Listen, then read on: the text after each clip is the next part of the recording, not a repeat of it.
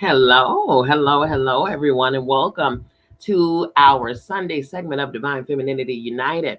I'm your girl, Dr. Bianca Mz Bee Lee, and we are here for our final chapter reading of this amazing book that we've been journeying through, Letting Go, The Pathway of Surrender. Letting Go, The Pathway of Surrender, written by the late, great David R. Hawkins, MD, PhD.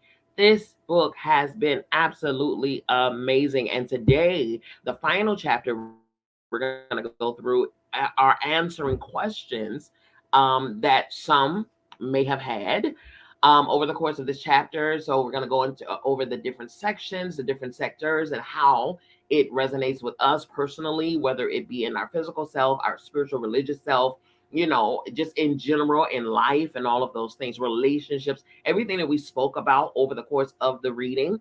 This chapter here is going to answer those questions for us. Okay. So, um, at any point, as you all know, you can feel free to share. If you hear something that resonates with you, feel free to utilize the comment section or the chat. And that's what it's there for. And share your thoughts. Okay.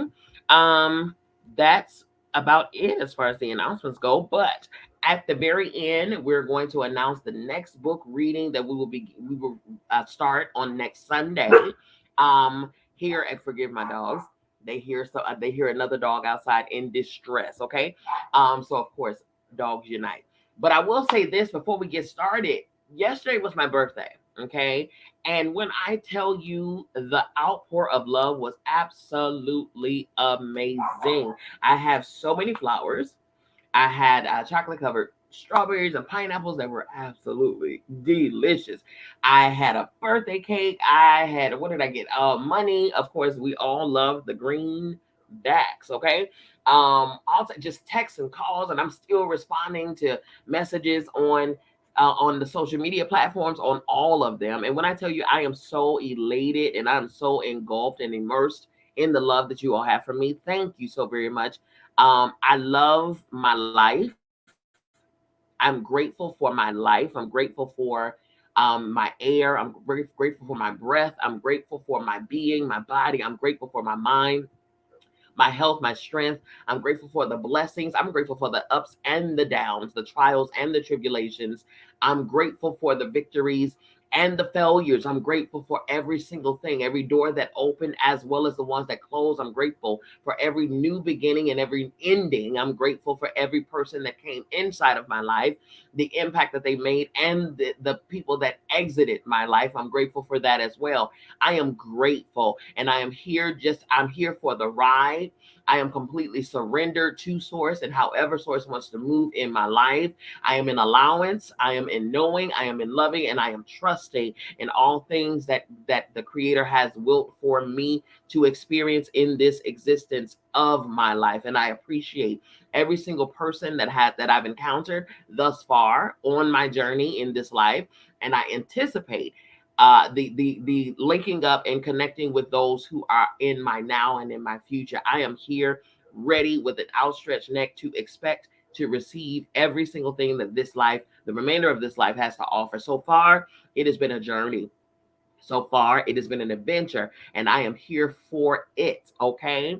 Thank you for everyone who poured into me yesterday. As you know me, I am a full Libra. Okay, so I have 5 placements of Libra on my chart. I am a real one. You understand? So you know that we love all things beauty. We love all things love. We love all things relationships and all of the things. We love our loved ones. We love our friends. We love our surroundings. We love beauty. We love dressing. We love good food. We love good drinks. We love the good things in life that life has to offer. And I'm going to tell you, I am here for it. I'm here for it. I'm here for it. I'm open to receive it. Okay. Thank you all for helping me to celebrate yesterday. And if you know me, you know this celebration continues until the 31st. Hello, somebody. Okay. So join me in a month-long celebration of life. Just life. Okay. Just life. All right. Thank you. Thank you once again. All right. Without further ado, we are going to go into this final segment of this book that we have been reading, Letting Go. Okay, so questions and answers, here we go. This chapter includes verbatim questions and answers from workshops and seminars that have been given around the world in recent years. In anticipation of the reader's questions, the most typical and frequently asked questions about the mechanism of surrender have been included. Okay. So the first section that he's going to go into is religious and spiritual goals. Religious and spiritual goals. They are two different things here, you guys. Okay. There's a difference between religion and there's a difference between spirituality. Okay. I believe, in my personal opinion, religion is limited. It's limited in its knowledge. Spirituality is more expanded. Okay. All right. There are always a number of questions regarding the application of surrender to achieving what are generally referred to as spiritual goals, expansion of consciousness, and religious beliefs. We can answer many of these questions by making a general statement. The letting go mechanism does not conflict with any religion or spiritual pathway or self improvement programs, nor does it disagree with any philosophy or metaphysical position. It entails no spiritual teachings of its own. Instead, it provides a mechanism so that self understanding removes the blocks to spiritual advancement. It is also compatible with the humanistic movement. All spiritual pathways in religion and religious religions emphasize the need for expanding our capacity to love. And this is essentially what the process of surrender is all about. By removing the blocks to love, the capacity to love self, others, and God is expanded. Surrender also facilitates the basic teachings of all the world's great religions. The essential goal of these teachings is to surrender the small stuff, commonly called ego. The letting go technique facilitates the goal of dissolving the small self, which is your human self, by using a simple inner process of surrender. When the small human self is transcended, the true inner higher self shines forth. Let us take, for instance, the most common short means of expression of this surrendering phenomenon as given by most religions. Typically, they follow this pattern, which is let go and let God. Be still and know that I am God. Turn your life and will over to the care of God as you understand him. Surrender to what is, for God is in all things. It is obvious that letting go of negativity facilitates the very direction that all religions and spiritual pathways urge us to take. The process of letting go is concerned primarily with feelings. And we have seen that feelings have a profound effect on our thoughts and belief systems. The experience of most people who use the mechanism of surrender is that it facilitates their spiritual and religious goals. Those who do not consciously have any religious or spiritual goals have remarked that it facilitates their capacity for lovingness, which substantially increases their happiness and well being. Carl Jung pointed out that because God is one of the major archetypes in the unconscious, each person has to take a position about God, whether they like it or not. Even the atheist has feelings about the concept of God. So, whether God exists or not, the subject has to be dealt with sooner or later. Suppressing our feelings about God or consciously being overwhelmed by the subject is not a satisfactory solution. The letting go technique brings resolution to long standing inner conflicts, both to the atheist and to the believer. So, the first question is, what is the relationship of letting go to the whole concept of sin? What is the relationship of letting go to the whole concept of sin? Of course, we know the concept of sin to be in the realm of religion. The answer is, if we examine the negative feelings that we have been discussing and describe them in religious terminology, we see that what we have really been describing are the so called cardinal sins. Inasmuch as the mechanism of surrender is a way of letting them go, it seems obvious that letting go of the attachment of these characteristics facilitates the achievement of religious teaching in our personal life. Okay. Question two.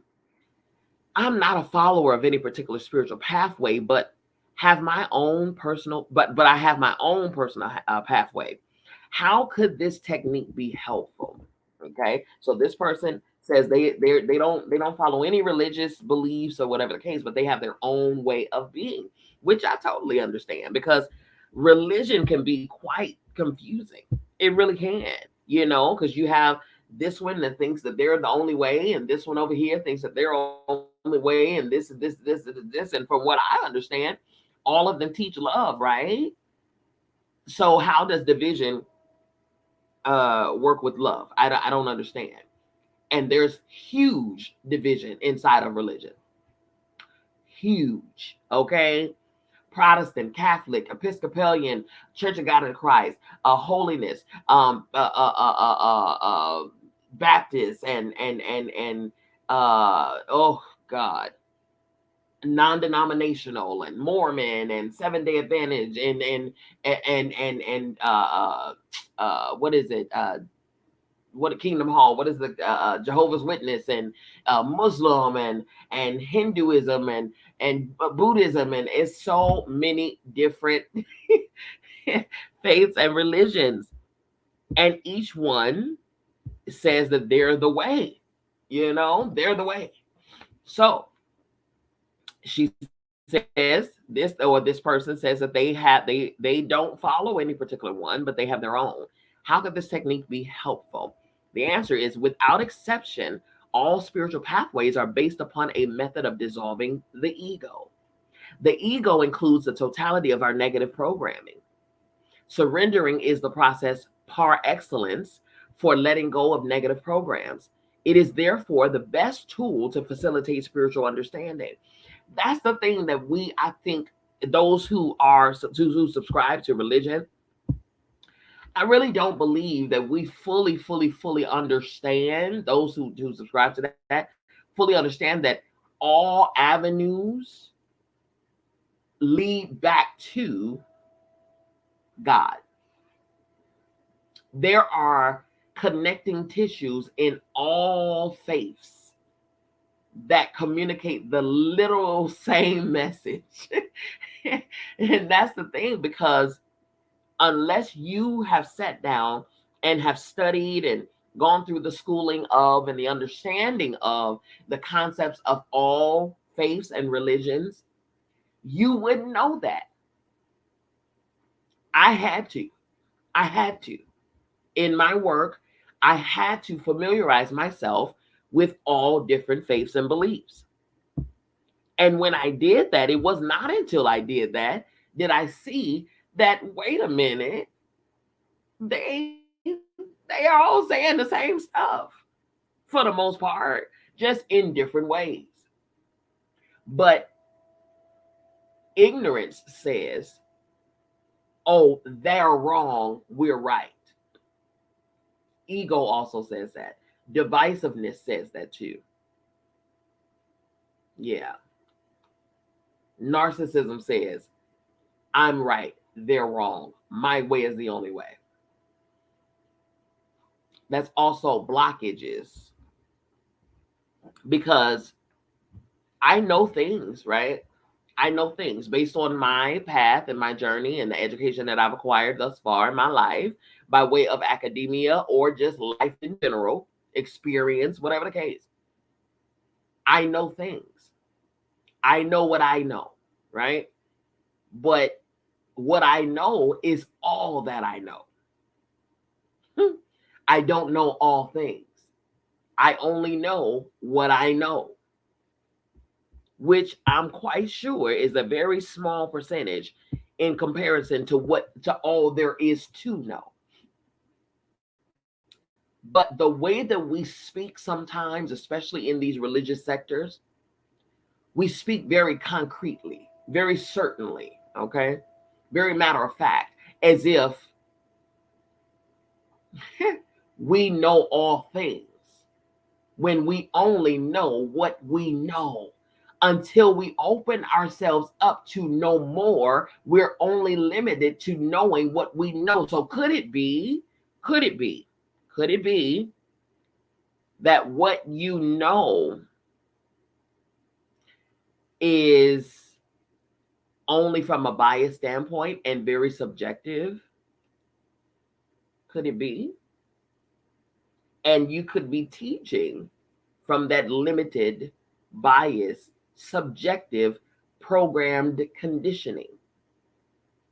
And you're programming others to do the same with the same. What you know is all you know, but that is not all there is to know. So you might want to open yourself up, because understanding that all pathways lead back to God, the same one source, one God, one I am, one creator. Yeah. Yeah. Just take the time to open yourself up to possibly learning more than what you know. Take the time and familiarize yourself with other faiths, and you'll see you all are talking and teaching the same thing. You know, God is very creative like that. The creator is very creative in that way. Do you think that God only has one way to communicate his message or her message or its message? Absolutely not. Man is limited. God has never been. In fact, what is that to God? What is limited? What is limit when God is infinite? What is that? Right? Okay, next question. Will this process interfere in any ways with my faith? Answer. On the contrary. What are the obstacles to faith? You will notice that they are all forms of negativity. Consequently, letting go of negativity would be removing the obstacles to faith. Correct. We're talking about letting go here, letting go of things that have blocked us, have been blocking us over our life, could continue to block us. We're talking about letting go of all things that are no longer serving us, letting go of all mindsets that are no longer serving us, letting go of connections that are no longer serving us, behaviors, habits. If anything, is aiding in your closeness and in your connection in your faith. Next question. I'm a non-believer, but I do have an interest in learning about spiritual matters.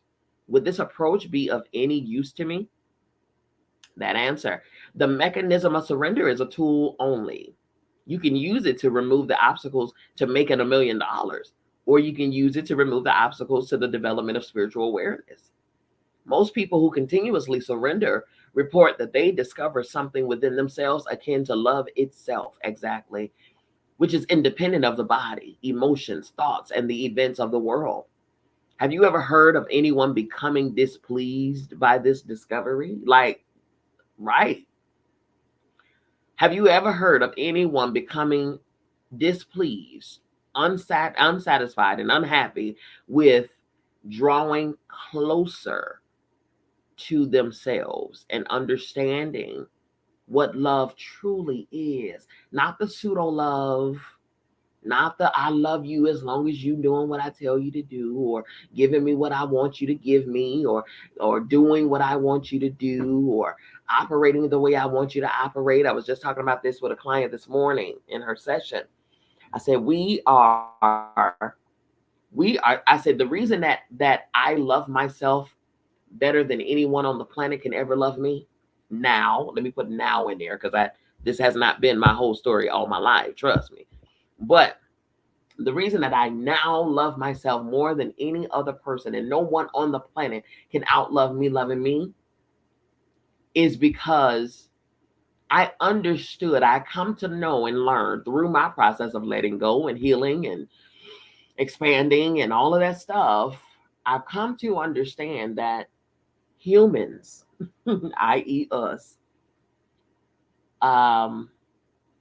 we don't really fully know love completely. Because for us, for those of us, we can go from saying, oh, I love you, I love you, I love you, I love you, I love you. We can say it 1,000,000 times out of our mouth. But as soon as that person that you're saying you love them to do something that you don't quite like. Oh my God. Some of the words that we use to them, at them, about them, can be so catastrophic and so damaging, gut-wrenching. And the question that comes to mind is, what happened to the love that you was salivating at the mouth in love? And as soon as they do something that you don't like, now it's like, come on, let's put divorces on the table. Divorce this person that you are in the midst of divorcing was your everything, your air, your breath, your food that you eat. Oh my God, the this and that and the third. And then all of a sudden, now that you all are divorcing, oh, I hate their guts. I can't stand the sight of them. I can't stand their voice. I can't. What happened? That right there is proof that we might not know what love is for real. Okay. We know it. We know what the definition of love that we as mere men have defined it to be. Because since the beginning of time, we have attached conditions to the things of God. Okay. My goodness. Humans. Funny people. Okay. So in this process, from a believer or non-believer, absolutely in this process of letting go, you grow to understand what love really is, because you turn that love towards yourself.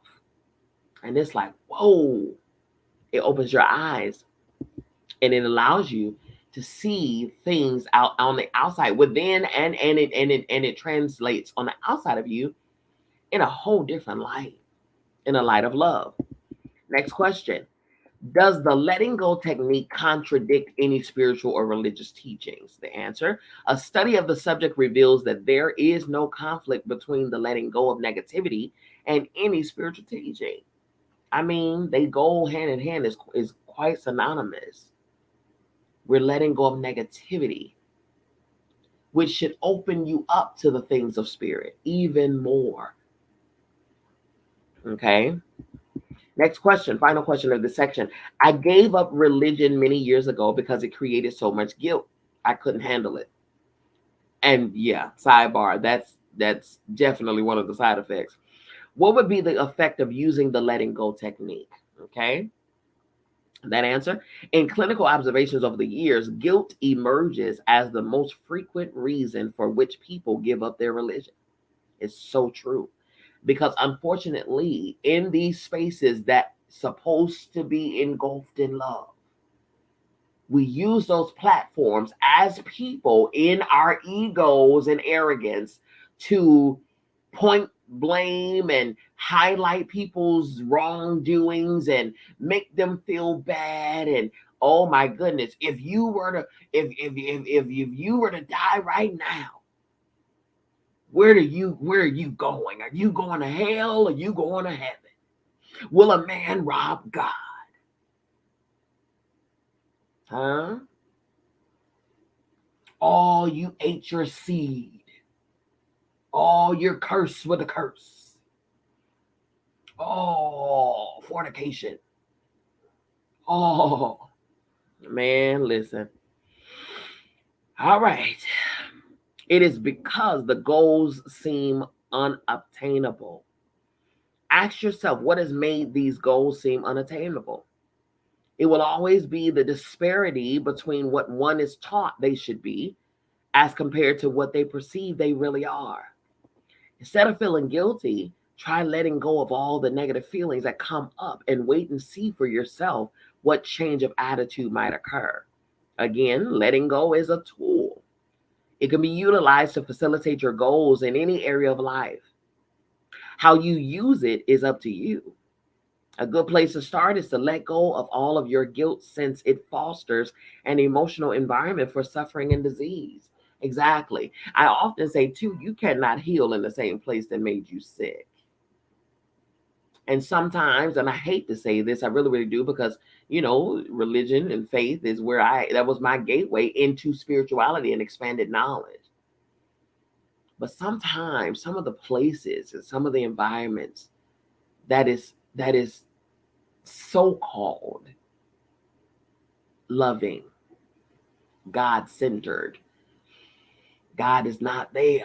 At least a demonstration of who God truly is isn't. Because God doesn't judge the way the man judges. God judges us based on how God made us, which is in love. Man judges based on, what you've done and beat you across the head with your mistakes and all of that's man stuff. And we are adamant about putting our men stuff on God as if those are God's attributes. It's never been God's attributes. That's been man stuff. Okay. So when we release that guilt attached to it, here's the thing. And again, in the session that I was having this morning with a client, I told her like things like embarrassment and guilt and shame and stuff. To me, those are illusionary things. To be perfectly honest, let me explain that. Those are illusions. Guilt, self-consciousness, all of that stuff. We take that on and we believe those things are real to us. You know why? We make them real because we really do believe that in comparison to the next person, we are wrong. Okay? I'm wrong. I'm not a good person in comparison to somebody else. Right? Or somebody else made us believe that we're wrong and we're not good people, whatever the case. Let me tell you something. No other person, especially, it's not a baby, no other person, no other person on the planet that can choose for themselves, that can, that has control over their faculties and what they do and this and the third. No other person on the planet has any room to make anyone feel any type of guilt. None. Okay. Nor should I feel embarrassed around any other person on the planet. I should not feel ashamed by any other person on the planet. Why? Because that person is trying to give shame to me or throw guilt my way, got some stuff of their own that they could feel guilty and shame about too. And embarrassed about too. I don't treat people that way because I understand that as long as we're in this human body, we are susceptible to do some jacked up stuff. That is a part of this human existence. Once we understand grace, hello, somebody. If I can look at you and see me, then I can have grace and mercy on you just like I do myself. Mistakes are going to be made as long as we're here. If we're entering into areas that we've never entered into before, how are we automatically set to know how to behave in these areas? Unless we go in and we just might do something different or wrong or slip up or whatever. But at least I know what not to do the next time. Wisdom, great wisdom comes from making mistakes. You cannot, there's not a person on this planet that can ever make me be embarrassed. Ever. Because where are your problems again? Exactly. Because what areas do you have shortcomings in? Please get out of my face.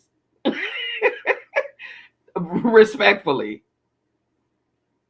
Because who do you think you are again? What? But we do this to each other. That's why I do not subscribe to apps and or blogs like Shade Room and Neighborhood Talk and Hollywood Unlocked. You know why? Because those public topics that they're talking about, it seems in the comment section, everybody got so much to say. But what if, just example, what if we put your stuff in the headlines? And let's see if you still got that same energy. You got so much to say about what's going on with everybody else, though. But let's put a highlight on your stuff. And let's see if you have that same energy. That's why I don't subscribe to embarrassment. Embarrassed for what? I'm a human being in this human existence. So are you. I don't subscribe to guilt and shame. No other person on this planet could ever make me feel guilty and shame for nothing. Absolutely, positively nothing. Because I probably slipped in the same area you slipped in before. Hello, somebody. How dare you make this young woman feel ashamed for getting pregnant underage when you had your 6 kids by the age of 18 years old? Stop it. Okay? Stop it. Stop it, I say unto thee. Quit playing with me. You know, you want to make a person who struggles with drug addiction, make them feel like they are just the scum of the earth when you yourself had addictions years ago.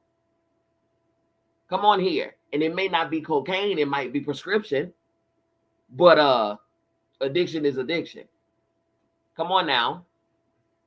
We got to do better with the love in the love department. One of our missions, one of our greatest missions in this life, as this life, is to perfect our loving. We cannot perfect our love and make people feel guilty and shameful and all of that stuff, embarrass them and this and that, humiliate them publicly because they did something, quote unquote, that was in your mind distasteful and I can't believe, and the audacity. Have a seat and hush and have a seat, whatever order you want to do it. Love. Even in the Bible, it says love covers a multitude of sin. Love. It's so funny because the Bible says love covers a multitude of sin, and yet a lot of the embarrassment and guilt and shame comes from inside the church.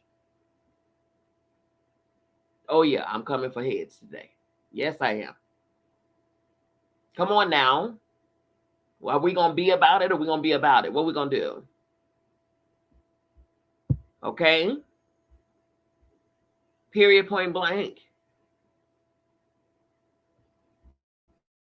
So instead of feeling guilty, try letting go of all of the negative feelings that come up and wait and see for yourself what change of attitude might occur. Again, letting go is a tool. It can be utilized to facilitate your goals in any area of life. How you use it is up to you. A good place to start is to let go of all of your guilt, since it fosters an emotional environment for suffering and diseases. Don't allow yourself to be made to feel any type of way. Because if somebody else projects how they view you onto you, and then you take in their projections, and then you start to believe what they think of you, and then you start operating out of that belief that they have of you, then you're susceptible to feel that guilt and that shame. But what are your thoughts about you? How do you feel about you? Because again, no one on this planet can outlove me loving me. There's absolutely, positively nobody that can speak over me something that I have not spoken over myself. And I believe it. First of all, if they ever tried it, trust and believe they will be dismissed quickly, because you will never dare to talk to me like that. Period. One thing I don't play about is me. One thing I do not play about is she, me, and her. Okay? Period. And you should be just as loving to yourself, to where no one could ever feel comfortable fixing their mouth to say anything crazy to you about you. And then you take it and believe it. No, ma'am, no ham, no, sir. No. Okay? Love yourself fiercely, love yourself savagely, and love yourself enough to even tell yourself your own truth, your current truth. Identify it for yourself in love, not in condemnation. No. Identify yourself. If I slip up, say for instance, I was talking to my mother the other day. And I said something, and how we like to exaggerate stuff, right? So I said, oh my God, I said, my phone rang. It's been ringing all day. I said, I got about 100 calls. Immediately, I checked myself. I said, no, that was a lie. I said it was only 3 people. 3 people called today. That was it. and she laughed at it. But to her or to anybody else, that may have seemed small. To me, no. That's bettering me, because why do you have to put 100 on 10 just to tell a story? Just tell the story how it was. It's simple. You know what I'm saying? It's tightening me up. But I did it and I laughed about it too, but I also corrected it. So it was something that I checked in myself. In love. In love. I didn't feel guilty about what I said and me saying 100. No, no, no. I just simply checked it, just corrected. That's it. I was not embarrassed. I did not feel ashamed or guilty. And oh my God, I can't believe I lied. And oh, what is she going to think about me? She's going to call me a liar. She's going to think I'm a liar. I didn't do that. I love me too much to ever put myself through that again. Trust me, because I used to do it. Oh, I used to ruminate in it. Because one thing about a Libra, we are so one of our low vibrating traits is we're so self-conscious. We are air signs, so our battleground is in our mind. So those thoughts about, oh my God, are they doing this or da, da, da? We're extreme people pleasers. That is also, it's a beautiful trait when you're pleasing the right people, right? And when there's reciprocity, when you're being pleased just the same. But it's really self-sabotaging when you're trying to people please people who don't see your value. And so you're steady working and working and working and working and try to get their approval. You know what I mean? And in the meantime, you're beating yourself up thinking that you're not good enough. Oh, trust me, I know those feelings. I refuse to put myself through those feelings again. Again, you cannot heal in the same place that made you sick. If you have to change your environment to be better to yourself and to release that negativity, to let go, then do that. But sometimes keep in mind, sometimes that environment is in your own self. So upgrade your environment. Okay. Next section, meditation and inner techniques. So there's the first question is, how does letting go and surrendering correlate with the different meditative techniques? That answer, almost all meditative techniques have as their goal the quieting of the mind. It's very true. This is the basis of the dictum from the book of Psalms. Be still and know that I am God. As most meditators have discovered, achieving silence of the mind is the main problem of meditation itself. It's so true. I have so many clients that have a hard time quieting their mind. They have a hard time with meditation and focusing and things like that because they're so accustomed to their mind going in 1,000 different directions. Or being still, actually stealing the body, grounding and stealing. They have to move, they have to fidget, they have to shake, they're uneasy. Okay. This is because suppressed feelings constantly produce thoughts. Listen, suppressed feelings constantly produce thoughts, which are the main distractions in meditation.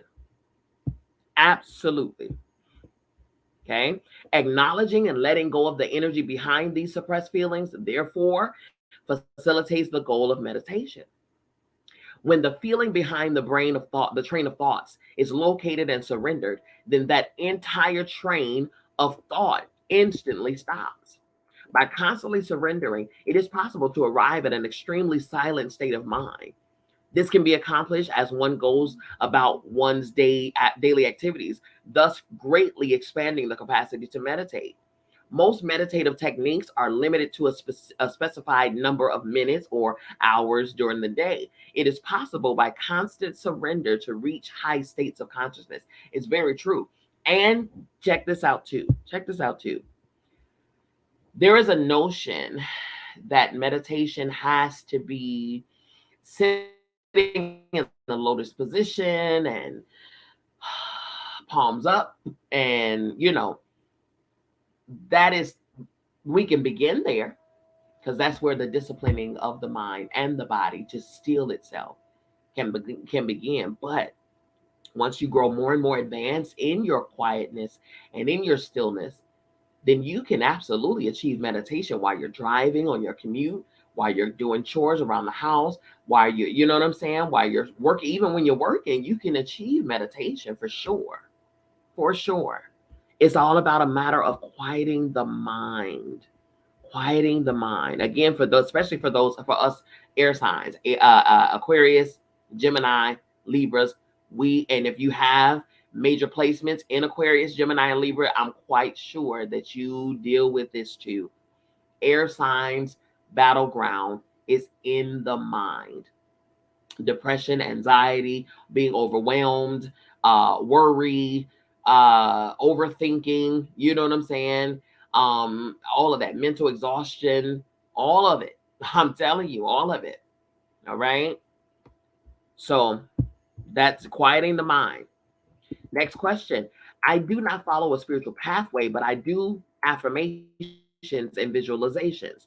Will the letting go technique be of use for me? That answer. Letting go greatly facilitates the power of affirmations. An affirmation is a positive statement. Its power is limited by the fact that either consciously or unconsciously, we have multiple negative programs that are saying the very opposite thing to the affirmation. You can discover this for yourself by noticing as you write the affirmations, your mind comes up with, yeah, but. It's so true.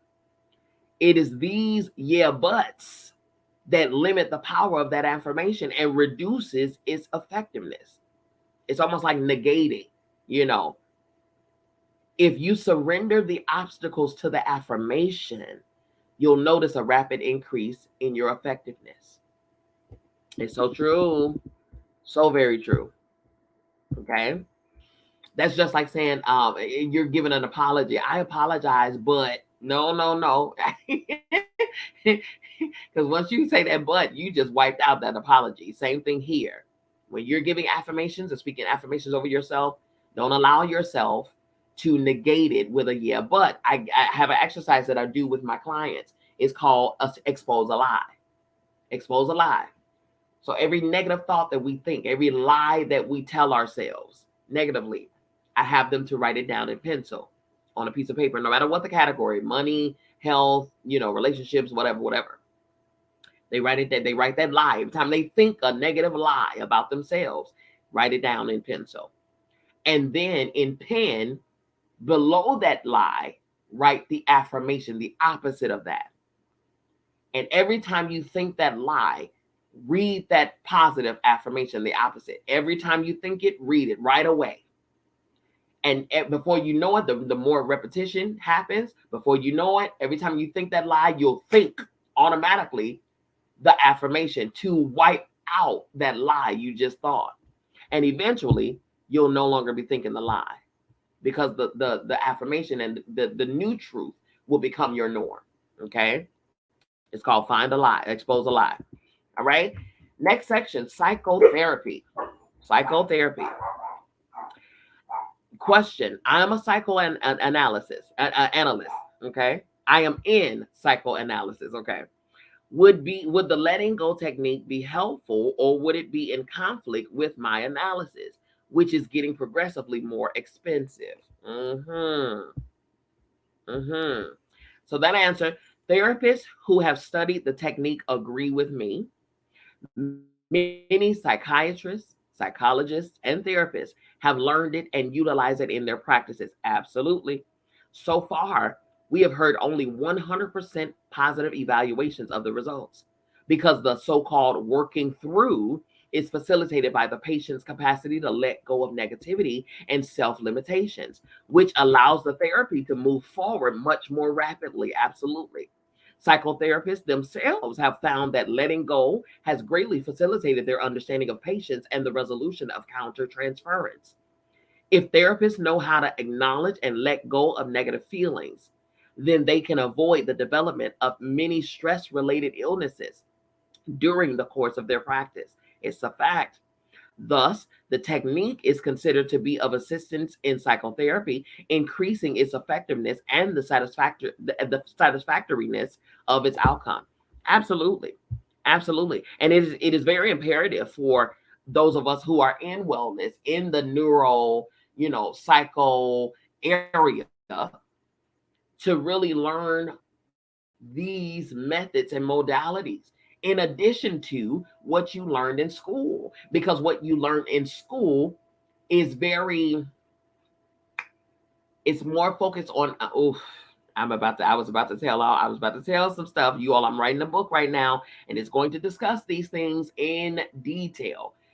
What we learned in school is based more on evidence-based, provable, what we can gauge on an X-ray or MRI, fMRI, CAT scan, evidence proof. We got to have proof. We got to be able to measure it and gauge it and things like that. However, the things of spirit they cannot be gauged. Even in the Bible, it says the things of the spirit are foolish to the people of the world. Why? Because there's no evidence backing it. Okay? Even one of Christ's disciples, Thomas, they call him Doubting Thomas. Because he look, I know I saw you on the cross. I know we buried you. Here it is 3 days later. You're standing in front of me. I see you. But I still don't believe it. So I need to see. And so even in the story, it says that Christ put his hands out where the nails was in his hands. And Thomas, as if the sight of the holes was not enough, Thomas had to put his hand through the holes in order to believe it. Hilarious. That's how the realm of science is. It has to be provable. And this type of understanding, going beyond and transcending academia, which we all need to do, because even the realm of academia is very limiting. It's based on old understanding, which the more new theories are developed, it debunks the old understanding. It tells you that understanding is old, it's passé. We are now building on it. So the ceiling of the previous person who came out with a theory is now the foundation of the new person with a new theory. Okay? It expounded on it, as it should. That's what science is. The evolution, the evolving of science. So this right here is integrated into, it should be integrated into the realm of therapy and psychoanalysis, psychotherapy. It should be. Because we're in a realm where we're helping people to release, to let go. And if you don't help them to literally let go of things, then they'll be back in your office. Okay. Next question. I'm in a group psychotherapy. How would that work with the mechanism of surrender? That answer, just as in individual psychotherapy, the capacity of surrendering one's inner negative feelings greatly facilitates group work too. Yes, it does. Yes, it does. Next question. I am a Jungian analyst, Carl Jung. Okay. He says, would this approach fit in with my work? He's a Jungian. Would this approach fit with his work? That answer, through surrender, we can free ourselves from being at the effect of the archetypes. The archetypes are obviously a collection of beliefs and feelings and are therefore programs like any other. The individual who uses the mechanism of surrender to let go of programmed beliefs and feelings has the power of choice over the archetypal patterns, rather than unconsciously being run by them, that part. Being a Jungian analyst says that you only follow what Carl Jung spoke of in his theory, that you have no room for any other understanding. What did I say at the top of the hour? I know things. I know things based on the schooling that I've attained up thus far, and I know things based on my experience in this life. I know things, but I only know what I know. I don't know what all there is to know, though. So if I'm limiting my mindset, my process, my behavior, my thoughts, my beliefs on only what I know, I am limiting myself to, and I'm tethering myself to only what I know. I'm leaving no room to open myself up to more to know, because there is a great deal more to know. what I know is probably not even equivalent to the drop in a bucket based upon everything there is to know. So what he's saying here is if you can take, as the individual, you can use this mechanism of letting go, of surrender, to let go of the program beliefs and feelings, because you have the power of choice over any other archetypal pattern, over any other belief, over any other theory that you have held strongly to. Okay? You don't have to be run by them. You don't have to live your life based on those old conditions and patterns. You can actually see more there, because there is more there. Okay, next section. In the subject matter of alcoholism and drug addiction, here we go. First question. I'm a member of Alcoholics Anonymous, AA, and I would like to know if others in AA have benefited from this technique. That answer. The common experience is that the technique of letting go greatly facilitates working the 12 steps of Alcoholics Anonymous, especially the third step, which is made a decision to turn our will and lives over to the care of God as we understood him. That is the key part. As we understood him. This very step is frustrating to many people in AA because there is no how to. Just how do you turn your will and life over to the care of God or some higher power? If we look at will, we see that it is desire. This desire is connected to attachments. The mechanism of surrender, therefore, facilitates freedom from attachments and is also equal to the third step in its intention. Surrendering to God means letting go of one's willfulness. Willfulness is the ego itself. The obsession to drink is a drivenness, a compulsion due to an attachment. That's it. This can be weakened and lessened by the process of surrendering. Drinking is also an escape from the pain of negative feelings. Therefore, letting go of negative feelings decreases the psychological need for escape in that particular form. This applies to other drugs as well, which are all attempts to replace a lower feeling with a higher feeling. The letting go technique does not replace the need for self-help groups or for Alcoholics Anonymous. However, it greatly facilitates success in recovery programs and is certainly compatible with all anonymous groups, which are based uniformly on the 12 steps. So what he's saying here is, in conjunction, integrate the understanding of letting go and the process of surrender into your 12-step program, into your therapy. Work it simultaneously for the optimum results for yourself.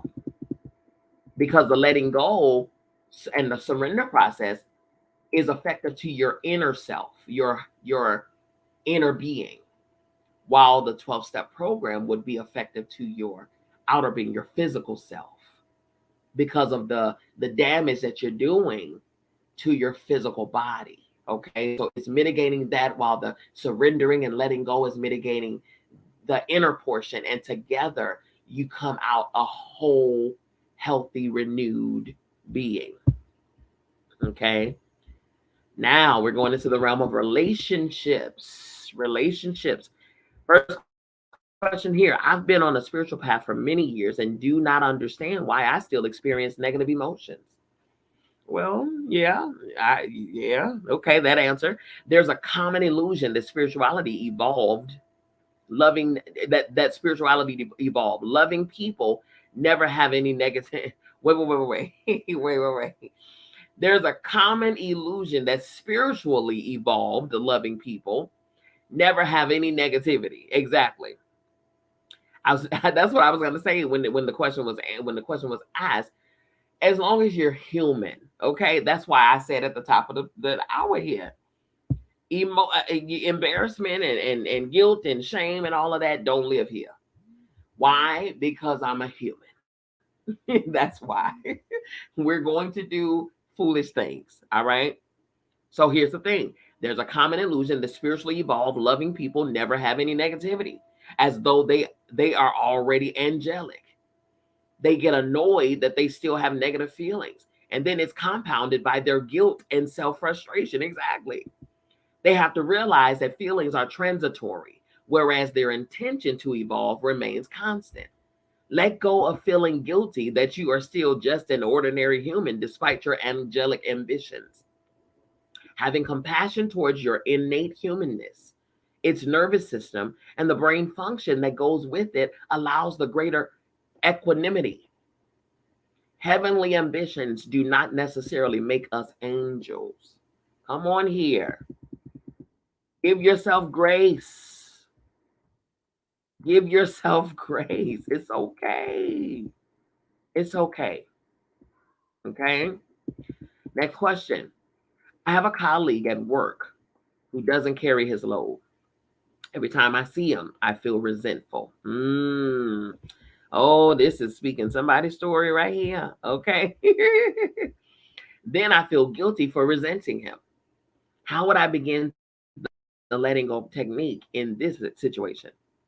Well, that answer. We notice and accept what our feelings are about about a situation. We notice and accept what our feelings are about a situation. And then we proceed to clear them as a priority rather than indulge in emotionality. In the workplace, many people think they should suppress their feelings of resentment. However, this approach does not handle the problem and the tensions will fester. Yeah, it will. With the letting go technique, go within yourself and acknowledge the negative feelings as they arise. Let them come up without suppressing them and without venting them. And then shift your attention from the feelings to something else. Let the feelings be there and let them go. You know, that is an understanding that a lot of people need to really come into the knowledge of. That is understanding that, again, just as you are, others are too. Human. Human. Human, human, human, human. They're going to be, you know, there are going to be some signs of laziness, or, you know what I'm saying? We have those things. We have those things. We do. We just do. And if you extend grace to people and give them room to mess up, give them room to be human. Now don't become passive, you know what I'm saying? But also understand that what that person does and what happens in their journey and in their life, that is for that person. Trust me, I'm telling you, I used to go through it, man, because I had an OCD thing about me. Ooh, hoo, hoo, hoo. It had to be this way and that way and this. Oh, honey, I was a trip. I was a trip, you know, but I had to understand, wait a minute, wait a minute, wait a minute, wait a minute. Why does what somebody else does bother me so tough? Why is this? Why is this? Why is their way and how they move? Why is that messing with my understanding? Why is that messing with my feelings? Now I can't focus because I'm worrying about what this person over here is doing. I can't focus because I'm mad because the boss hadn't paid attention to or caught this other person slacking on a job. What does that have to do with you? Exactly. What does that have to do with you? That's the thing that we don't understand. Do your part. Do your part. And do it well. You know what I'm saying? If we really focus on people, or focus on ourselves rather, than other people, I kid you not, if we focus more on the things that we have in front of us, we could really, really, really, and truly handle some things amazingly well, like we should. things that require our own, our own undivided attention. But we are so consumed with other people and what they got going on. The reason that I had my issues with resentment with coworkers and things like that is because of my control issue I had. I felt I was able to control people and what they had going on and how they moved and how whew, you talking about letting go. I had to let that go. Let that go. Because what other people do has nothing to do with me. I don't have a dog in that fight. If that person want to slack on their job, guess what? That's that person's job that is in question. You make sure you do your part. Take no thought, okay? Take no thought, zero thought about what somebody else got going on.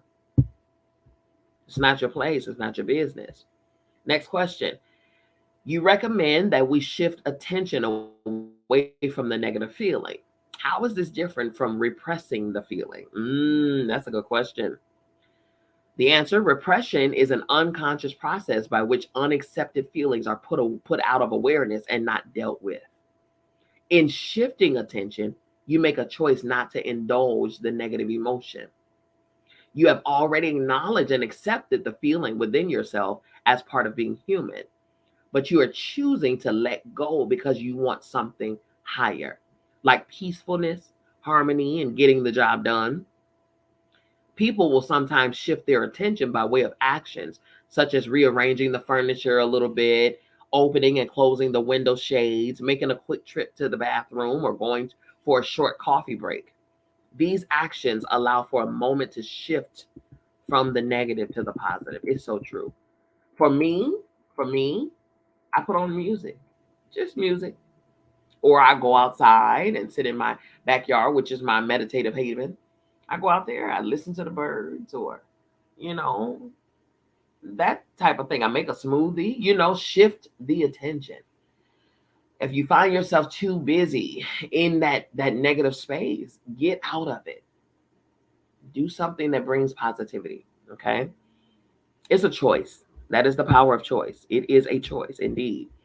Next question. I notice there are certain feelings that seem to recur frequently, even though I use the method with regularity. Okay. Again, that's part of being a human. But the answer, the frequent recurrence of negative feelings would indicate the necessity for a period of contemplation about recurrent patterns.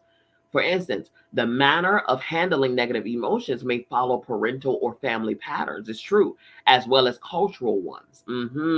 What are your programmings? Yes. How are you conditioned? This is a wide variation among cultures in how to handle feelings.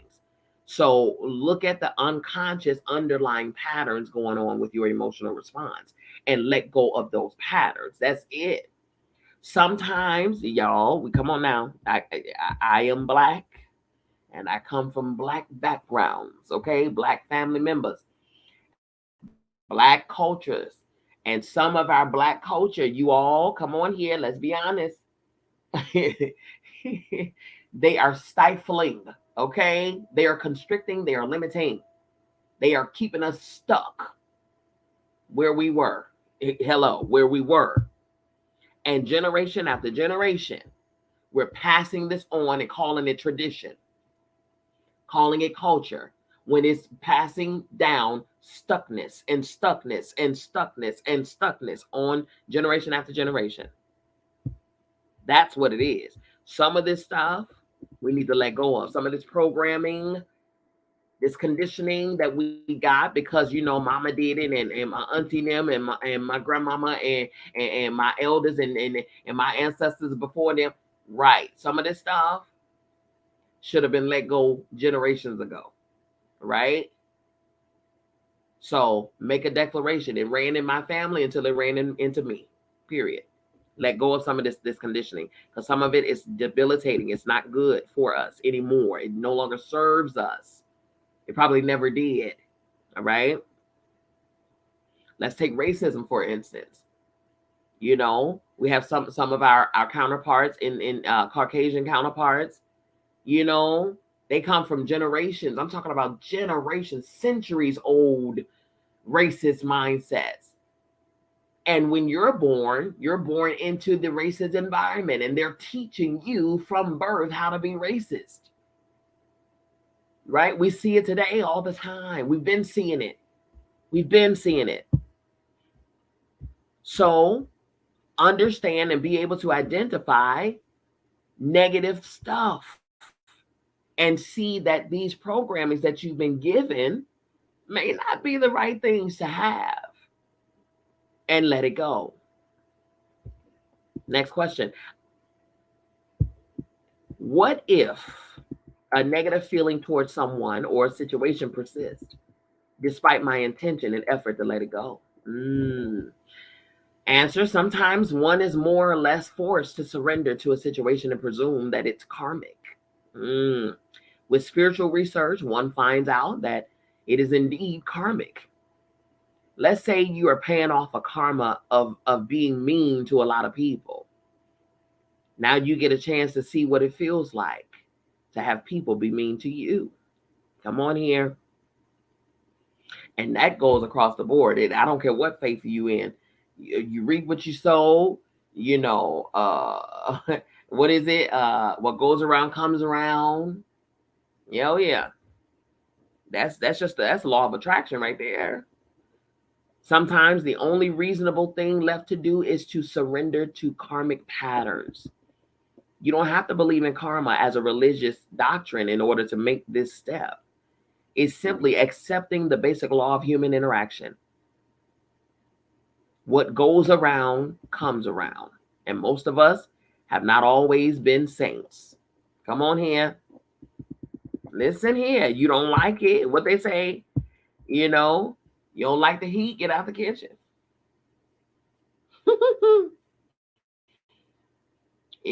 What's the term? It ain't no fun when the rabbit got the gun. We can dish it, but we can't take it.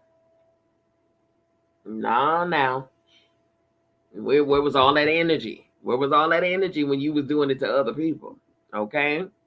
Now it's being done to you, and now I want to let go. Unfortunately, we got to learn lessons. That's another part of this journey in this human existence. Not just perfecting our love, but actually learning and growing. Learning lessons, growing, making better decisions, treating each other better. Right? Next question. I'm a teacher, and sometimes there are students who annoy me. As their teacher, I want to get over the annoyance so I can be helpful to them. What do you recommend? Now, that answer: first, accept the fact that you are annoyed, and that's okay to be annoyed. It's the price of human consciousness. Let the annoyance come up fully without calling it anything or making it personal. Instead of resisting it, you ask for more of it. See that it's simply the energy of negativity. That observation depersonalizes it. Then ask yourself, are you willing to let go of this energy? Often the energy will lift, especially when you have a real heart to help the people. When you got a real heart to help the kids, kids going to be annoying anyway. Okay, period. Those same children that are annoying you probably annoy their own parents. All right, but you also, having been a kid before yourself, you've also been annoying. So you can understand it, but take the personal out. The reason that, like you stated here, the reason that they're annoying you is because you're too personally, invested. Children are going to be children. Of course, bring order to it for sure, but kids are going to be kids. And you can't let a kid being a kid, just as you were a kid, you can't let them cause you and your emotional state to be disheveled. No. Step outside of your personal. And if your will is to help those kids, then have the heart to do that. Okay? Use the desire for help and the desire to love them in spite of their annoyance to do just that. And you'll come to find that they'll be more receptive to you when you're more receptive of them. Okay? Next question. I have a good marriage, but there are moments of annoyance, frustration, and disagreement. How do I deal with feeling frustrated and annoyed at my spouse? I don't even know if there's an answer for that, to be honest, because that comes with the territory too. But his answer says, we've already said that it's okay to be annoyed. That is part of being human. What you do is become familiar with what the other person is processing and their style of expression. There are often different attitudes and preferences. Very common differences are preferences over room temperature, volume settings, yeah, and how to spend money. The key is to let go of being judgmental of the other person's preferences or feeling prideful about your own as the right way. Each accepts the humanness of the other, and that, of course, there are sometimes going to be different attitudes. Yeah. Understand that your partner ain't, they don't have to do what you want. They don't have to do what you do. They don't have to see things the way you see things. You all can discuss it, sure, absolutely. Communication, open communication. But they also have a right as an individual. Just because they're married don't mean they lose their individualness. As an individual, they have the right to have their own frame of thought. Okay? Just because you all said I do don't mean that now you all are are one in terms of we have to think the same way, dress alike, we have to speak the same. Come on now. I don't want that. I don't want none of that. All right? So accept that person's perks and things. Accept that, who they are and how they are. You married this person this way. I mean, now all of a sudden, now that you're married, now it's a problem. Don't be annoyed now. You weren't annoyed during the courtship. Hello. In fact, you probably thought it was cute. Come on now. Love that person. All right. Next question. Such seemingly minor differences often lead to the downfall of a relationship because people blame the other person or want to change their behavior. How can they live peaceably instead? The answer: you just accept that all relationships have their ups and downs.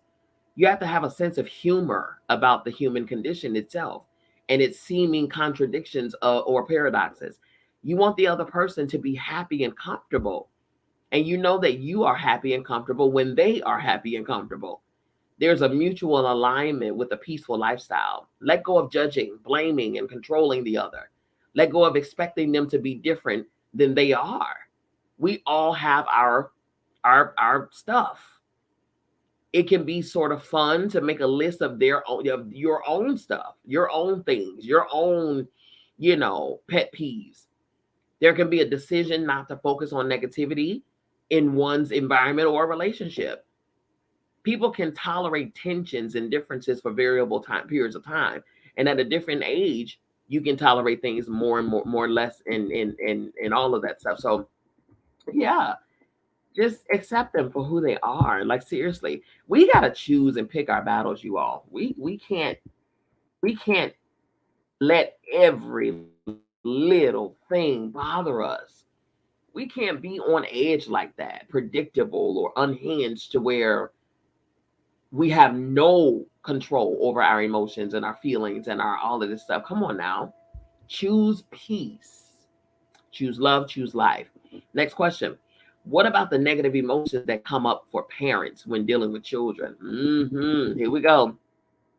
That answer: tolerance for children's behavior varies depending on culture, context, gender, age, moral views, and other factors. You put up with things in kindergarten that you don't tolerate in third grade. It is common for parents to have to let go of expectations of their children.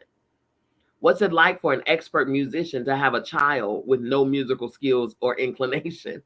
Expectations are subtle pressures on the other person who will then unconsciously resist it. Exactly. If you keep forcing your child to do something that they don't want to do, they're automatically on purpose not going to want to do it. All right. But if you allow them to evolve into who they are and you just observe who they're demonstrating naturally to you to be, then you'll know how to steer them the right way. I help people when in terms of knowing about the child by way of their birth natal chart. You can see on your birth natal chart and your natal placements what the strengths and weaknesses or whatever, and what the gifts and abilities are and what they're going to be. I'm able to identify this from birth. In fact, I'm doing a set of twins birth natal charts right now.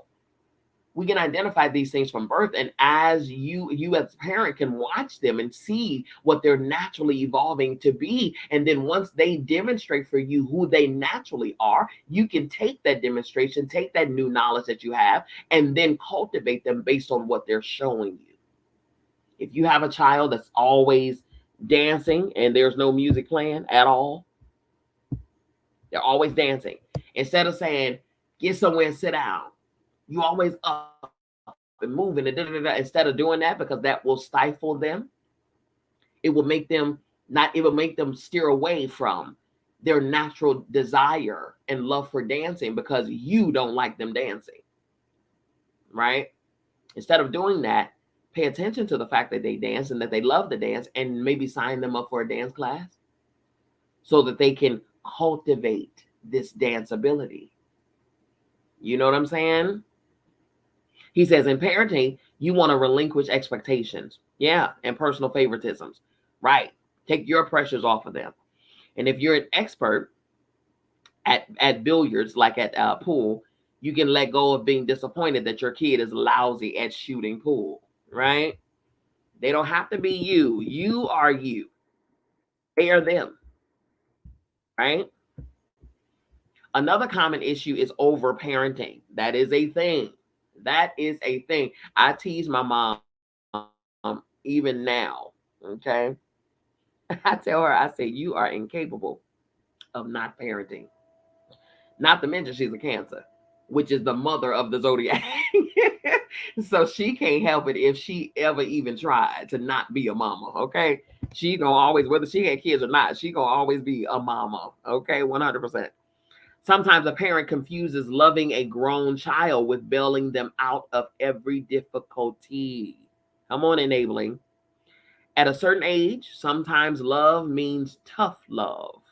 That is, letting the child find his own way out of the mess he made so that he has the opportunity to discover his own inner resources. We don't know how strong we are until being strong is all we have. Period. If you keep bailing people out, and that goes for, that's parenting and that's friendships and all of that. We can't keep coming to the rescue. We can't keep doing that. We cannot keep doing that because you are not helping that person. That is not helping them. It is enabling them. That's what it is. It's not helping them at all. In fact, you're giving them crutches. They'll never learn. And you'll always have to be there to save them. But what happens in the day that you're not there anymore? Hello. Who's going to be there for you, for them? How are they going to survive? They could have learned this lesson a long time ago had you took the training wheels off. All right? So that's a real thing. Next question. If I let go of a lot of guilt, wouldn't the technique result in promiscuity? Really? Answer. On the contrary, promiscuity is based on low self-esteem, exploitation, and a lack of love. The letting go of negativity and selfishness, concern for others, and a heightened pleasure from their company, and a higher self-esteem changes one's perspective of relationships. The capacity for lovingness increases rapidly. Much of promiscuity is an attempt to overcome unconscious fears and seek reassurance. It's so true. These can all be let go of so that more mature relationships take their place. For those ones who feel that they have to immediately resort to sex right after meeting somebody because I got to show them that I'm down. I got to show them that I'm not approved. Interesting. But what you're doing is you're showing them that you are not. And here's the thing, because I am a sexually liberated person myself. Okay, I teach sexuality and intimacy. So I'm not a prude or I'm not skittish in any way in the realm of sex and intimacy at all. But there's a difference between sexually liberated and being so out there that you're doing this for attention, because you know that if you're out here like this, it's going to garner you the attention that you think you need. But what you're doing is you're instead of what you're doing is you're seeking some form of validation. You're seeking people and their attention to you to fill a void of maybe lack of self-awareness, lack of self-love, lack of self-esteem. You're trying to fill a void somewhere. You need validation somewhere, and you're willing to go above and beyond or even below to get that validation. We see that a lot in terms of social media today, where people got to put up 1,001 selfies. They got to show less and less of they will show more and more of their body, less and less clothes, just to garner a certain number of likes. Yeah. It's a need for validation, because to themselves, they don't feel like they don't feel like they get enough. They don't feel like they're being seen. So let me do something to get some attention. Let me do something to get people to like me. It's always an outer reflection of what's happening inside. Trust me.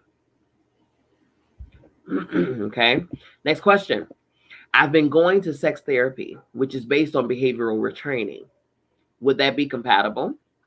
The answer, there is no incompatibility.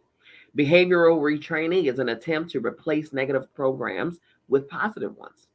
Essentially, it is replacing I can't with I can. That is what this technique of letting go is all about. Yeah, regardless of what type of therapy you're going through, it still is the removal of negative thinking, behaviors. Okay. Next question. Will the letting go technique cure impotence or frigidity? There's no cure for anything. So the answer is not a cure for anything. It is a self-investigative technique that rapidly opens up awareness of inner feelings, thoughts, and beliefs. Both frigidity and impotency are statements on the behavioral level of I can't, which in the unconscious means I won't. They are both resistances to joy, love, expression, and aliveness.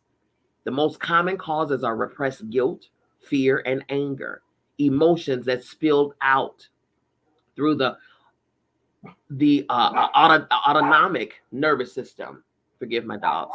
Impotence and frigidity are expressions of conflict. Most people who use the letting go technique report overall improvements in their sexual life in a variety of ways. It's true, because you gotta, even in the act of sex, really, it is a form of surrender. Surrendering one to the other. You're surrendering your body and allowing the other person to intertwine with it, and vice versa. So yes, most people who use the letting go technique report overall improvements in their sexual life in a variety of ways, and many have reported recovery from sexual inhibitions. Likewise, many who have also reported the relief from sexual excessiveness and excessive preoccupation with the subject. It's true. It's true. Next question. How does the mechanism of surrender relate to the process of aging? That's a great question. The answer. It facilitates grateful aging. Getting older brings a big change in your lifestyle. Often there's a decline in vision, hearing, and mobility, which means you are increasingly dependent on the care of others for things that you accomplished previously without a second thought. Old age can be annoying, quite frankly. Suddenly, you are incompetent in areas where you once excelled. As you let go of feeling annoyed, however, you see the incapacities of old age serve a purpose. They get you ready to leave the world. If you were still involved as a star, quote unquote, in some areas of life, you'd resent leaving the world. It's true. You wouldn't be very grateful about it. As you decline, it gives you time to adjust, get used to the fact that you'll be leaving, and do some spiritual work that you want to have completed by the time you leave here. It's true, you all. Come on now. Like, I know it's morbid to think about. It can be seen as morbid. I know I talk about it all the time with my siblings, and my siblings really do think they like that's very morbid. Yes, but death is a part of life, people. Aging is a part of life. And so is the end of life. That's a part of life. No person is going to leave here any other way. We're all leaving the same way, by way of death. We don't know how, we don't know when, but we know that it's going to happen, right?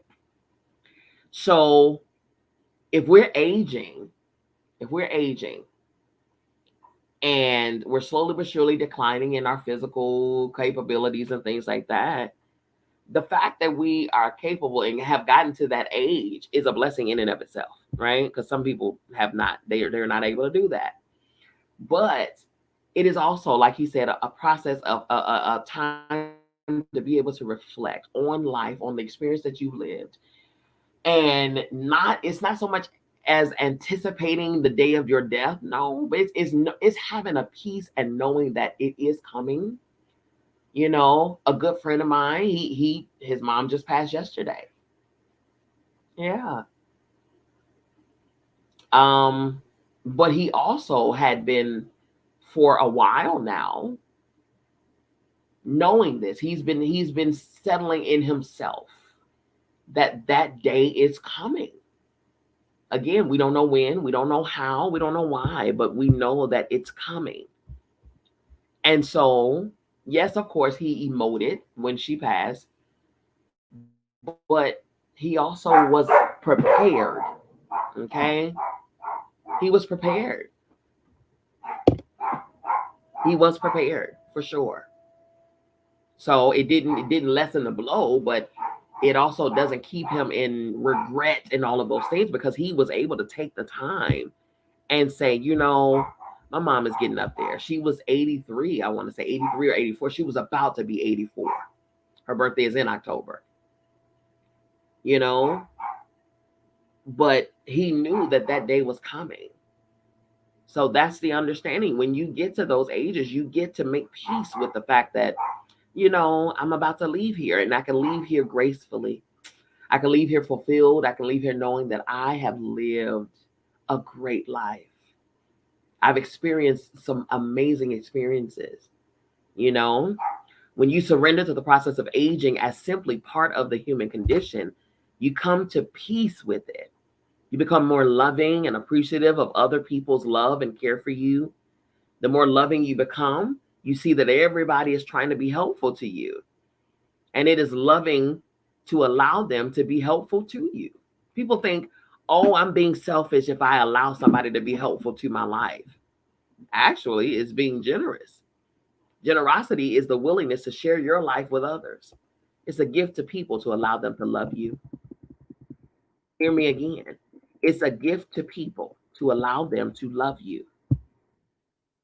It's a gift to you to receive the love, but it is a gift to them for you to allow them to love you. Okay? Next section, the mechanism. Question: how can surrendering be more constant? The answer: the secret to using this mechanism more often and more consistently is, first of all, the wish to do so. Yeah, you got to have a willingness. That is step one. You have to want to be free of the feeling more than you want to keep it. Come on. Sometimes it is just a matter of remembering, and you can use some kind of a cue card to remind you. Another way to establish a routine Another way is to establish a routine. It is very good to start the day by surrendering your thoughts and feelings about your expectations, to picture the way you would like for it to go, and to let go of all negative thoughts that would interfere with the day going in that way. Then, at the end of the day, sit down and surrender anything that came up during the course of the day that you overlooked or didn't have time to pay attention to. This is called cleaning up. And most people find that they sleep better. It's so true. So true. Another way is to keep a notebook where you write down your successes. You might put down the goal of constant surrendering and follow it up with what the results were. Yeah, these are all things that I give my clients 100%. Another way is to let go of your resistance to surrendering. And as you start the day, reaffirm your intention to let go of all negativity that day. You also reaffirm that you are free not to surrender. After all, it is totally a matter of choice. Let go of any feeling of compulsion about it. There isn't any should at all. There's no should. I should do this. I should do that. I should. Release that. Let yourself off the hook and just simply be. Next question. What do you think is the most frequent cause for our resistance to surrender? That's a great question. That answer, we think that somehow, if we hang on to that feeling, it is going to get us what we want. If we get stuck in a feeling, it is useful to look at the question of what we think we have accomplished by hanging on to it. We will almost always find that we have a fantasy that it will have some effect on some other person and change their behavior or attitudes towards us. If we let go of that, we become willing to let go of the feeling. It's so true. That's control. Manipulation, narcissism, it's all of it. Ego, everything. That's all it is. Next question. If I surrender all the time, won't I just become passive? That answer, on the contrary, surrendering will clear the decks for effective action. Passivity is often because of the inhibition and the failure to see alternate ways to handle a situation. For instance, a person will say, in the conference, he got me so mad. I just sat there and said nothing. Now it's rather clear what the problem is. The saying nothing was due to the anger and the person's picturing that the only emotional response he could make would be anger. Since this would be inappropriate in a business situation, he said nothing. Had the anger been let go, the person could have been confidently assertive and stated his opinion instead of clamming up. Facts. Okay. Next question. Because here's the thing before we go to the next question. I let go. In my letting go, because I used to not say something too. I used to not recognize and value my own voice. Oh, but today,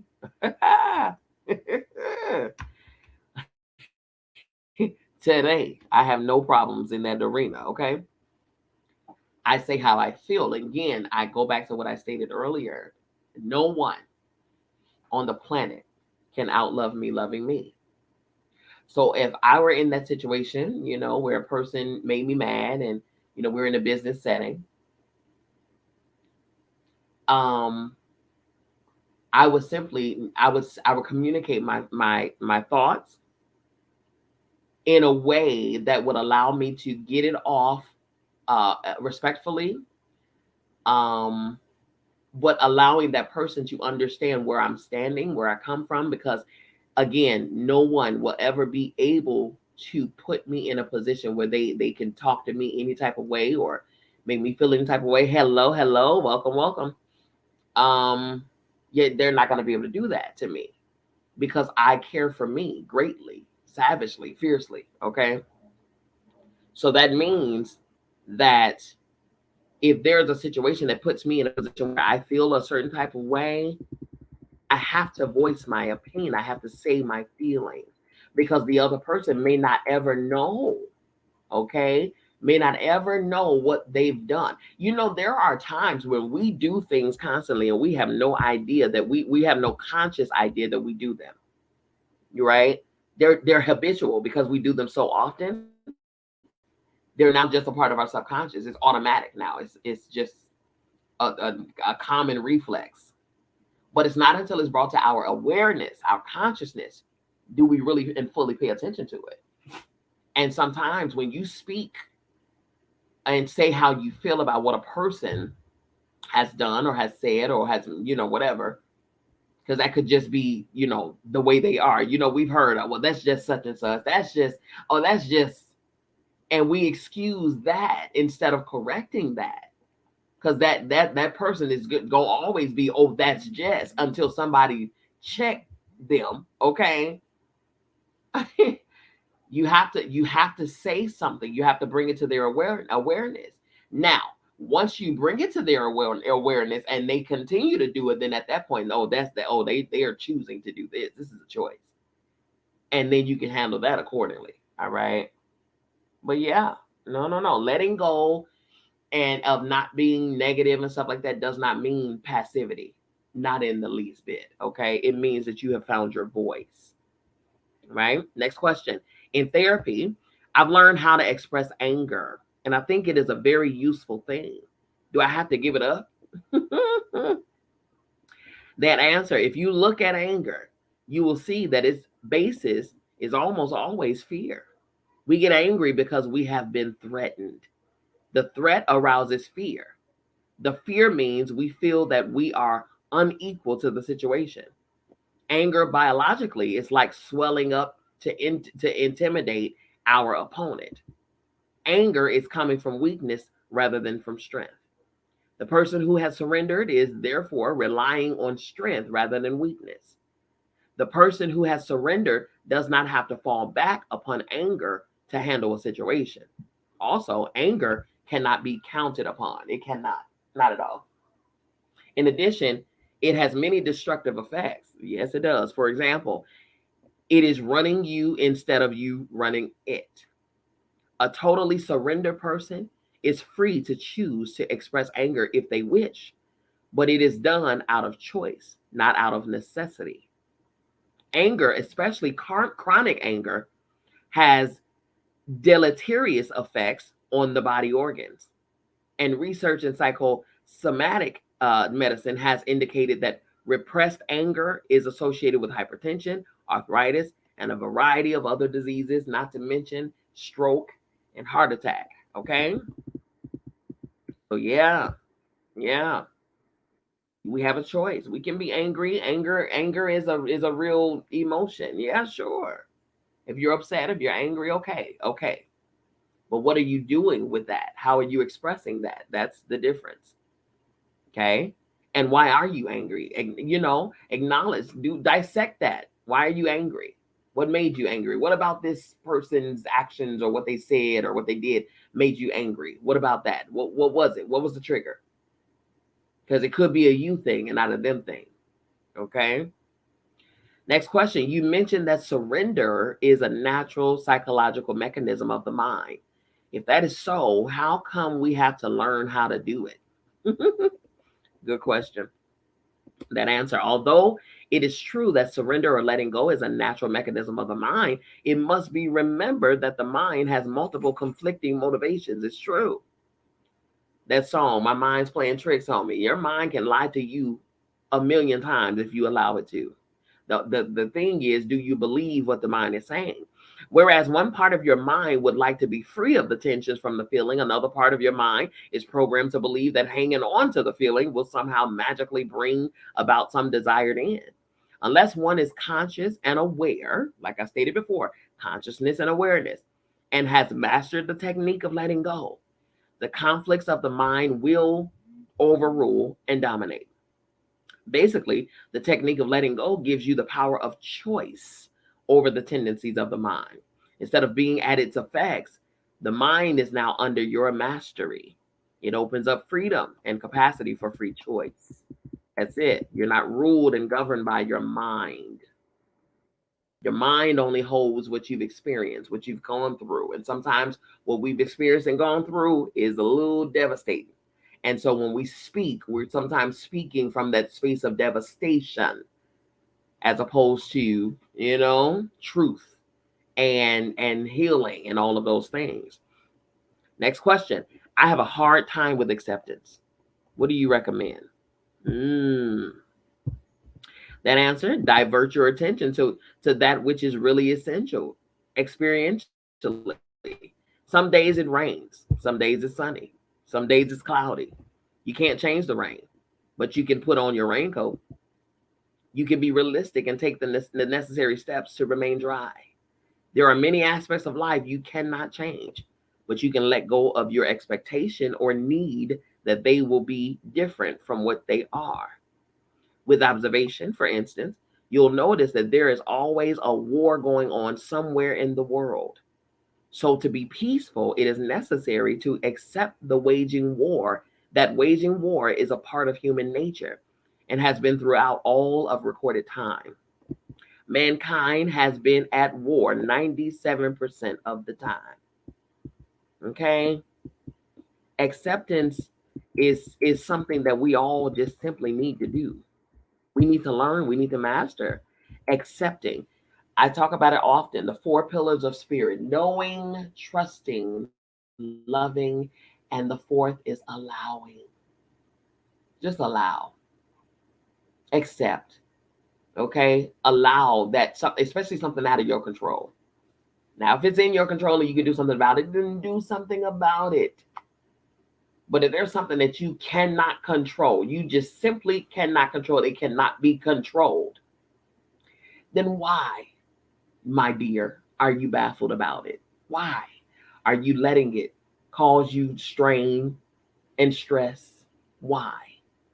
There is absolutely nothing you can do about that. So accept the fact that this is simply what it is. In fact, that is the theme statement of acceptance. It is what it is. Okay. Next question. I realize that fear and insecurity have driven me all of my life, but it seems like those drives account for my financial success. If I learn how to surrender, will this adversely affect my income? That answer: when a lower motivation has been let go, the mind automatically replaces it with a higher feeling and a higher motivation. What's wrong with enjoying earning a living instead of being driven by fear? Right. That you won't have any more money. Right. Because that fear is what drove your motivation and your dedication and your ambition and your work ethic and things like that. But what about if you change that fear to just simply, you know, I'm just earning a living here. I'm just working. I'm doing the thing that I enjoy doing. That's it. And I'm doing my best at it. I'm giving my all to it, with no fear of running out. Because if you're constantly doing what you love to do, why would you run out? The same activity will continue, but now from a pleasurable space. And it will start bringing in many rewards other than just financial. Okay? So true. Next question. Without guilt, won't people misbehave? Well, the church thinks so. I mean, okay, let's move on. That answer, similar to a previous answer, loving concern for others replaces inhibition due to guilt. The more loving we become, the more harmless we become to others. Listen, listen, listen, listen, listen. The more loving we become, the more harmless we become to others and to society in general. The only way that people feel guilt, or the only way that we, here's the thing, actually, we really do believe that guilt, making a person feel guilty, will help them to change their ways. But what you don't understand is that you're driving the issue in further in the ground. To see, now the person feels bad about themselves and they feel wrong in themselves and they feel like they're helpless and they can't do any better, and this is just the way they're going to be in their life and all of that stuff. Come on now. The more loving we become, the more harmless we become to others. When you're lovingly concerned for the welfare of others, which is a difference, your own welfare will be taken care of and covered in love. And furthermore, like I stated earlier, I will never let a person guilt me, because that same person got some other stuff in their own closet that they can be feeling guilty about too. But the fact that they're not in the public knowledge they feel that they have a leg to point somebody else's flaws out. Honey, there's not a person on the planet that don't have flaws. So there's no way in the world you will successfully try to guilt me. It will never work. Because let's see your closet. I mean, I'll just take a peek. Just crack the door for me. You don't even have to open it wide. Crack the door. Let me see a little peek in there. Oh, okay. Right. Become more loving to others. And you'll become more harmless to others. Next question. I have a poor memory. Well, that right there is already, don't do that. Don't claim that. But they said, I have a poor memory. Do you think I can learn this technique? That answer, there is nothing to memorize in learning this technique. It is simply a way of letting go. It's a way of being. As yet, we have not heard of anyone unable to learn it. Okay. Next question. Sometimes I think I'm letting go, and sometimes I'm not sure. I get confused. What is the problem? Then answer. Look at the resistances to the process of surrendering itself. Like what are you resisting? Are there any negative thoughts, doubts, or feelings about your ability to do the technique? Let all of these resistances come up, accept them, and then let them go. Clarify your intention to become a happier, more loving, and peaceful person. What are your intentions? Why are you doing this? Are you doing this to indeed be happier, to be more loving, and to be peaceful? Or are you doing this so that you can appear to be a better person to others? Right? That's the thing. Because there's a difference. Next section, surrender to the ultimate. These are questions about surrendering to the ultimate. First question, you've mentioned surrender at great depth as a method by which we experience ultimate reality. Can you describe that, what occurs? Okay, here's the answer. We might call it the final run. As you apply the letting go technique to every area of your life, without exception, the energy of spiritual work gets stronger and stronger. There is a fixity of attention, the relentless staying with the method, no matter what is going on. Some people say, I've done spiritual work off and on for 30 years, and I'm still where I was. Wow, I've done spiritual work off and on for 30 years, and I'm still where I was. My goodness. They've meditated a little there, prayed a little here, gone to a workshop, heard a speaker, read a book, and it has been all sporadic. That's all right. You are busy in the world and accumulating data that you know you're going to use at a later date. But then there comes a time when it means to do whatever practice you're doing without exception all the time. The devotion to the truth becomes overwhelming. It isn't that you're driving it, you're being pulled by your own destiny. It is by your own karmic commitment that you've chosen the ultimate destiny. At that point, let's say you use the technique of surrender. This means to surrender and let go of everything at the very moment it arises. Exactly. Instantaneous, like right away. Don't even let it settle in you. It happens in 1 out of 10,000th of a second. It's coming, it peaks, and then it leaves. So every feeling, every thought, every desire, you let go at the peak of it. This becomes continuous, nonstop. As mentioned earlier, it's like a muscle, you all. You got to exercise the muscle. But as mentioned earlier, I remember letting go of a severe attachment for 11 days, sitting and doing nothing but letting go of this attachment. Every thought, every feeling, every memory, everything about it, as it arose, it was surrendered.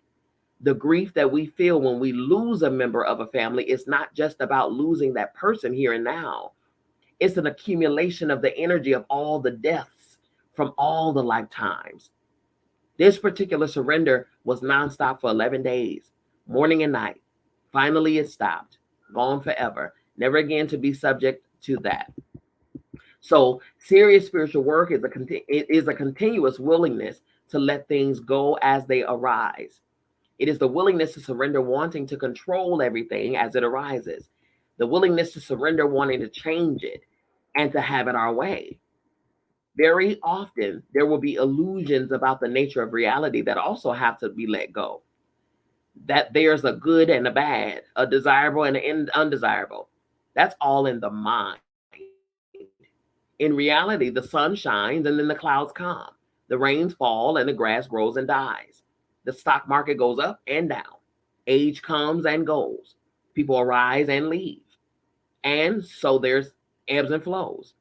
If you are at this one point of the cycle, there's no use in crying about it because the cycle will cycle itself out. That's true. Even in tarot, you got the Wheel of Fortune.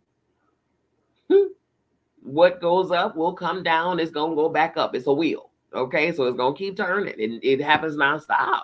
But such is life. Okay. By surrendering to whatever is cycling up, it eventually disappears. You disappear by it. You disappear it by choosing to be one with it and refusing to want to change it as it arises. Do this continuously, no matter what, nonstop. This means that you cannot make an exception here or an exception there. It means continuously and with everyone and everything. The one or two things you hide behind probably represent a stack. That's why you're hanging on to them. It's not just this annoying person you hate. They represent a whole stack of that energy to you. You can't just skip over your mother-in-law. Exactly. Eventually, everything is surrendered that stands in the way of the presence. The presence is so obvious, so startling, so overwhelming that there's no question about it. It is profound, total, all-encompassing, absolutely overwhelming, totally transforming, and completely unmistakable. When everything is surrendered that stands in the way, it is there, shining brilliantly forth. Instead of viewing this as something in the future, own it now.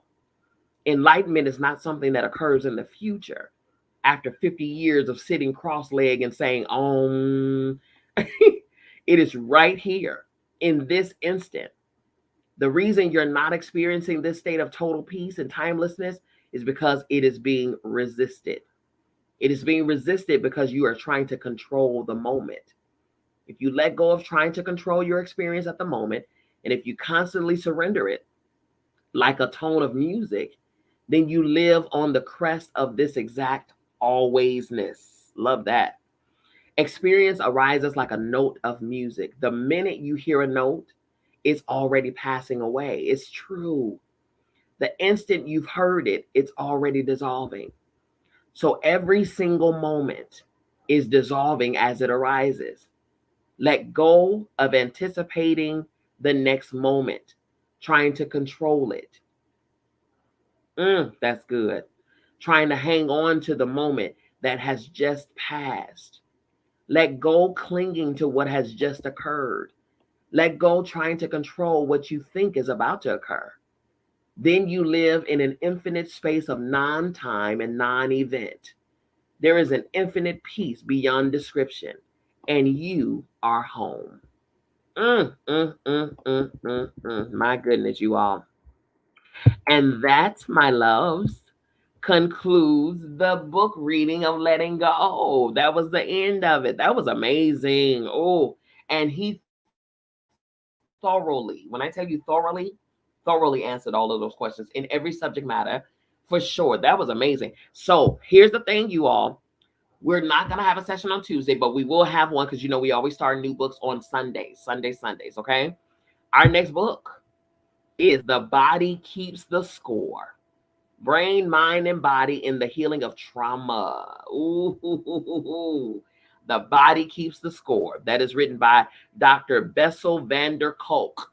Listen, for this book, get this book. It is free of charge to you. Absolutely, I'm a nonprofit. And of course, we welcome donations and things like that, but they are not required. All right. Get your book.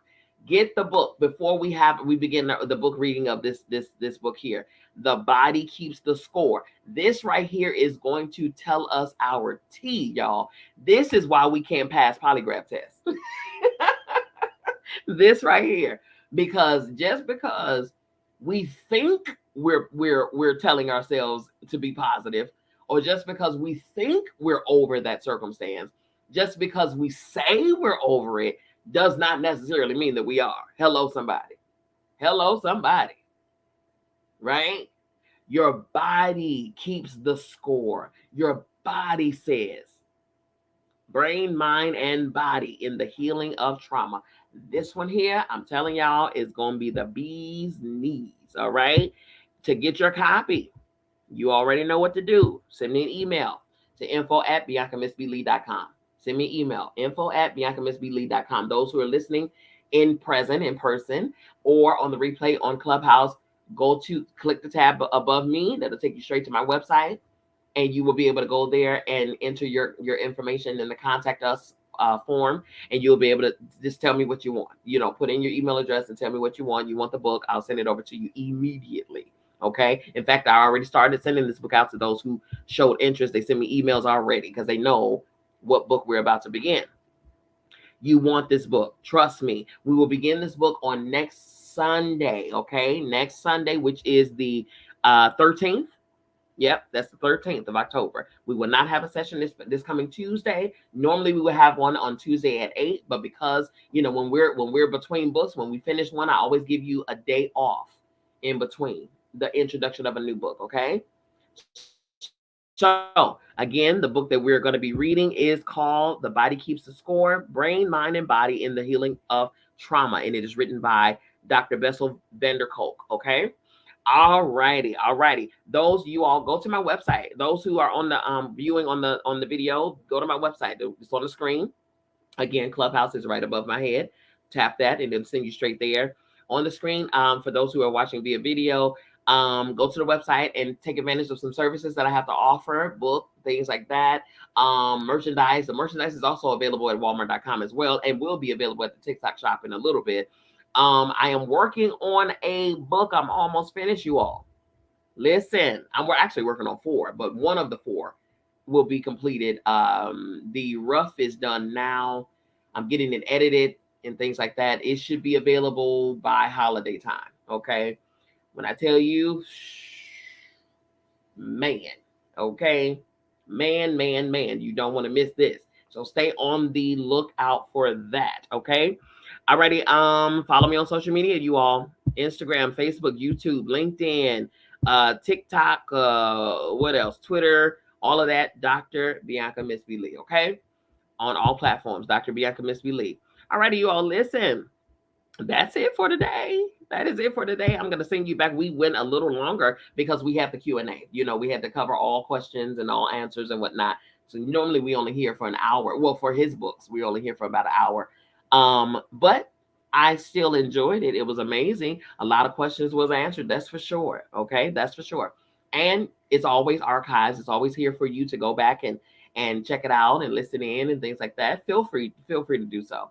Even for those who was not listening with us in person, you can go and listen at the archives. Whatever point you get it, it was the perfect time for you to get it. Okay. All righty. Listen, you all, I love you. I mean it. There is absolutely positively nothing, and I mean nothing, that you can do about it. So don't even try it. Okay. It won't work. I will see you all back here on next Sunday when we begin our new book reading. Okay. You all have an amazing week. Okay. All hits, no misses, all wins, no losses. We don't do that. That's not a part of our nature. Okay. Alrighty, you all. See you next time. Peace.